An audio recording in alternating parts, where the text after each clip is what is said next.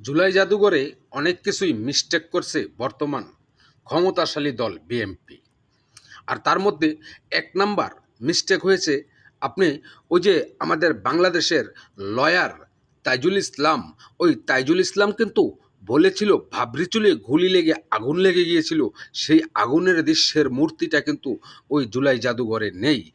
এক, আর দ্বিতীয়ত আরেকটা বিষয় জুলাই জাদুঘরে রাখা হয়নি, আর সেটা হচ্ছে বাংলাদেশে যে মিথ্যেবাদীর ঘরে জন্মগ্রহণ করে মিথ্যেবাদী আর মুনাফিকের আচরণ খাটানো যায় আর মিথ্যেকে সত্য বলে চালানো যায়, এই তাইজুল ইসলামের মতন লয়ার থাকলে সেটাও কিন্তু এই জুলাই স্মৃতি জাদুঘরে রাখা হয়নি রাখা সেখানে যে কি করে ওই পুলিশদেরকে নিরপরাধী নিরীহ হতভাগ্য পুলিশদেরকে হত্যা করেছিল, এই ফ্লাইওভারে টাঙিয়ে গাছের সাথে ঝুলিয়ে এখানে সেখানে যেভাবে পেরেছে সেভাবেই।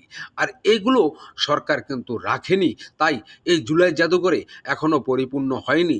যদিও মামুনুল হকের 501 নম্বর রোমের সেই মূর্তিটাকে এখন অনলাইনে দেখা যায়, কিন্তু দেখা যায় না ভাবরি চুলে গুলি লেগে আগুন লাগাটা, দেখা যায় না মেট্রো রেলে আগুন যারা দিয়েছে, কিংবা মেট্রো রেলের এই বিটিভি ভবনে যারা আগুন দিয়েছে, যারা নিজের মুখে স্বীকারোক্তি দিয়েছিল যে আমরা যদি পুলিশ হত্যা না করতাম তাহলে এই আন্দোলনটা এত সহজভাবে হতো না, তাদের কোনো স্মৃতি কিন্তু ওই জুলাই জাদুঘরে নেই। তো জনাব তারেক রহমান স্যার, আপনার কাছে বিনীত অনুরোধ করে বলছি, ওই তাইজুল ইসলামের একটা মূর্তি বানিয়ে জুলাই জাদুঘরের গেটের সামনে রাখবেন, আর সেখানে তার গলায় আসতে আর গালে যেতে জোতাদা মারবে বাংলার জনগণ।